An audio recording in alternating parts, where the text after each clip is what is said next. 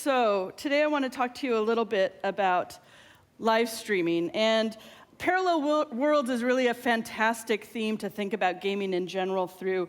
We could, of course, talk about the dual worlds we inhabit, the game world that you may be in playing, but also seated in your sofa, in your dorm, perhaps at work, if you're like me.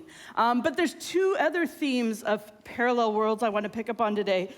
The spectator, the idea of the spectator who's watching the gamer play, and also those gamers themselves that are now creating powerful new cultural products for all of us to enjoy. So it's important to remember that spectating has actually been a part of gaming since the very beginning. This is one of my favorite pictures ever. The pleasures of looking over someone's shoulder, or perhaps even while somebody else has their hands on the controller, helping with puzzles, map finding. And YouTube has, of course, popularized that idea of spectating others play through static video on demand. But live streaming has really changed everything and is changing everything. The pleasures and the joy of sharing your online play are now facilitated through live streaming platforms.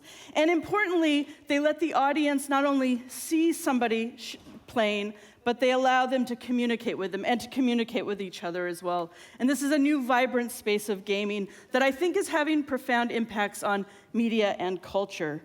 Sites like Twitch and Mixer are bringing now in millions of viewers and broadcasters every month. And if you start looking at Chinese streaming sites like Douya or Huya, we're talking tens of millions of people for whom live streaming is now just a regular part of their everyday media experience. So part of what I argue in the book, Watch Me Play, which you can get a free Creative Commons copy of, you don't need to buy it, just go to watchmeplay.cc. One of the things I argue there is that people are really now transforming their private play into public entertainment, and that these live streamers are creative content producers that are making shows for their fellow fans, and also at times building pretty amazing communities. Live streaming really sits within a flow of changes that are happening in our culture. Within our leisure, you can think about the rise of gaming. Within our media, you can think about the rise of cord cutting, where you no longer even have cable television. And in changes in cultural production, think about the rise of user-generated content. So live streaming is this intersection point between the televisual, and I don't mean the TV box in your living room, I mean the aesthetic and experiential side of television, and the vibrancy of internet and game culture come together. For those of you who've heard about esports, which is formalized competitive computer gaming, live streaming has transformed it. It has amplified it. In just 7 or 8 years, esports has gone from being a niche fan space where it was really hard actually to be an esports fan. You had to know specialist sites, you had to download replay files, to being a place now where there's content generated 24/7. Complete with millions of dollars in investment, game companies now pay attention. They used to not care about esports. Sports organizations are now investing in esports, and investment funds are getting involved for good or bad, and I'm happy to chat more about that with you. So people often ask me, why do people watch live streams? There's lots of different reasons, from learning to be a better gamer, to sort of being drawn in by the performance of a particular player and the creativity people exhibit there.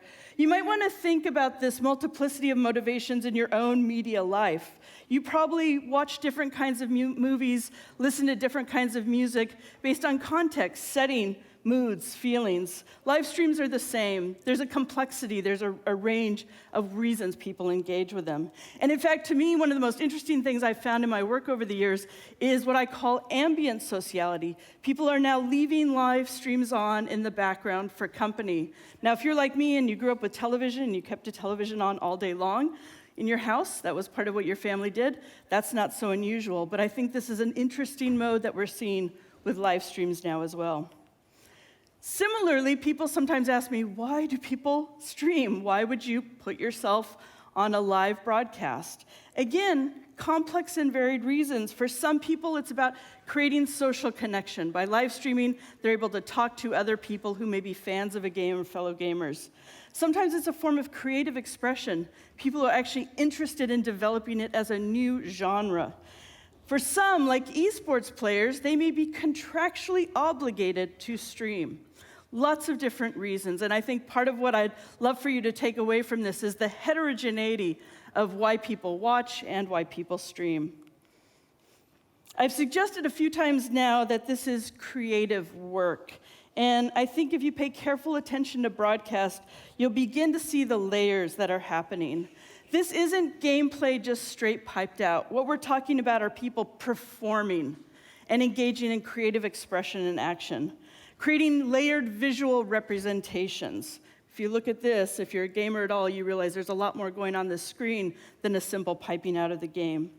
And very importantly, live streamers are working hard often to know their audience and their community. If you visit the home of live streamers, you'll see some of this work in action.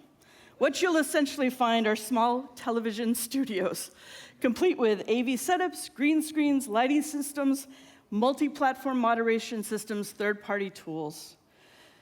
I think this is another moment where parallel worlds is evocative, because while there's a world of mainstream media production going on, there's a parallel space of live streaming filled with small studios all around the world that is scrappy, DIY, and deeply, deeply networked.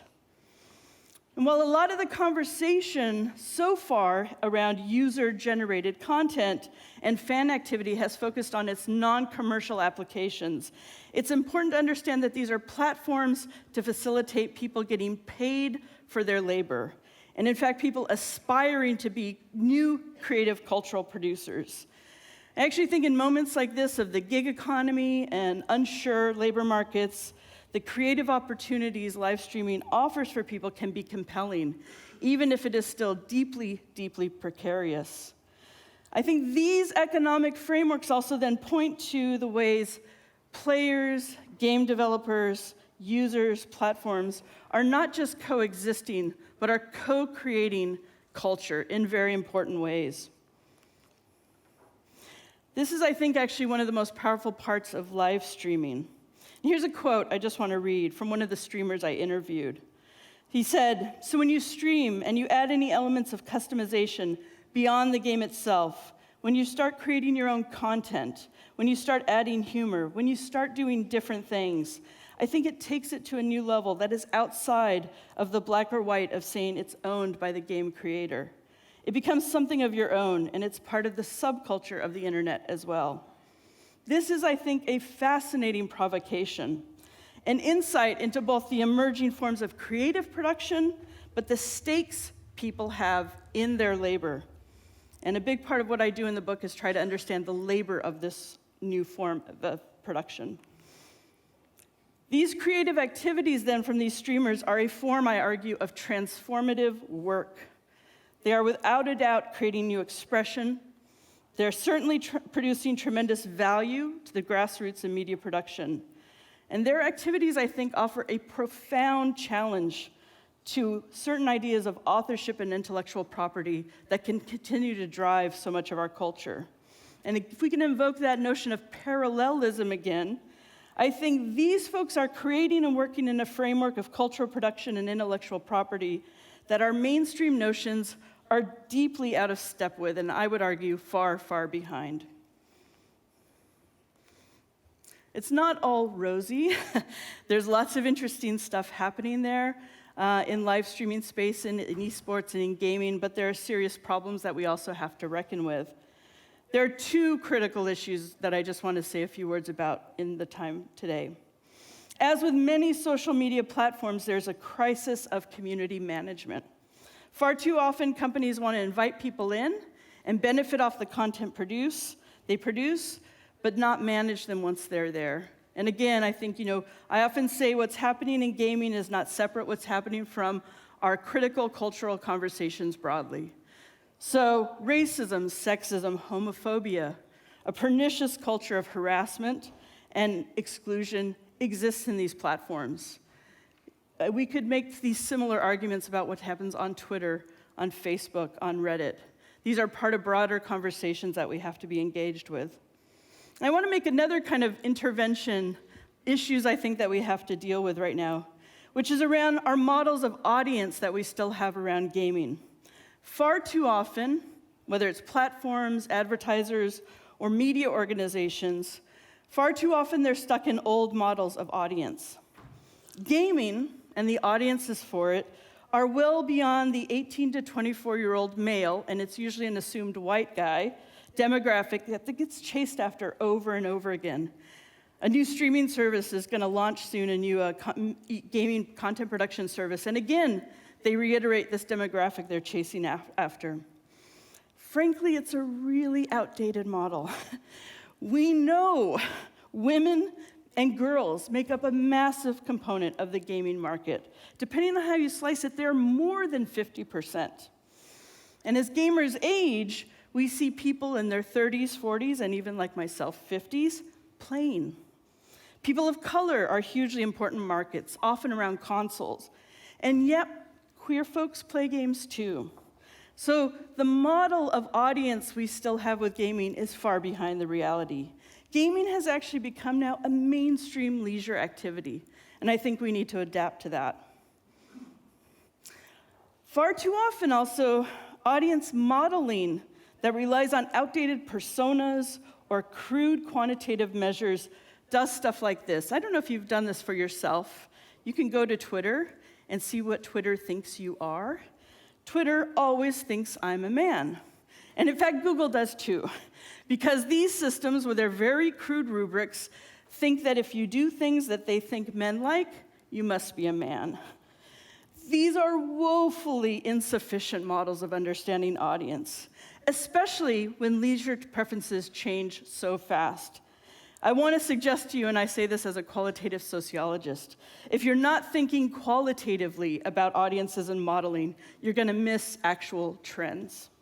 And we can and really have to do better, because there's a whole world of gamers out there that are doing amazing stuff and creating fantastic communities that still are often invisible to the mainstream. Because really, in the end, this is this wonderful initiative called Smash Sisters. They run these fantastic tournaments for women in the fighting game scene. This is the current state of gaming as much as anything. And in fact, it's the future of gaming. Live streaming has given people an incredible opportunity to transform their private play into public entertainment. It's become a powerful site of emergent media. People are building communities around it in important ways. These forms of audience modeling, forms of harassment and exclusion, they dampen, they truncate the potential of participatory play, participatory media culture in this amazing space. I think there's so much we can do. I think there's tremendous vitality happening there. And I look forward to talking to you as the day goes on. I'll be doing one of the fireside chats later, and I'm sure there's many conversations we could have. Thanks very much.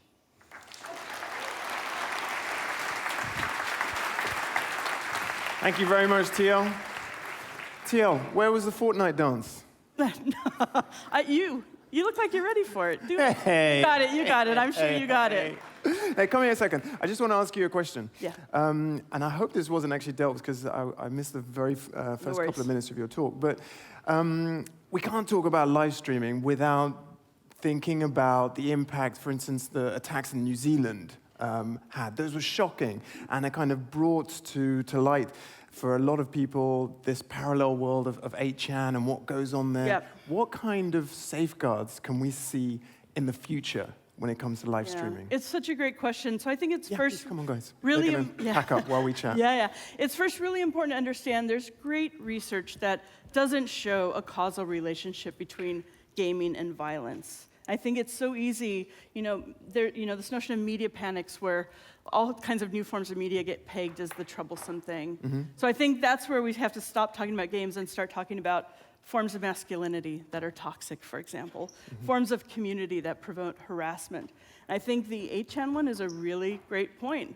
How can we actually start taking seriously what's happening in these spaces that get carved off as leisure or fun or trivial or online worlds? But I also mean in the kind of very technological, practical sense of safeguards on live streaming, pulling down this stuff when it's already out there, when it's happening. Yeah, I mean, there's a range of things that are out there already. Some of them are these platforms are putting in tools to facilitate moderation.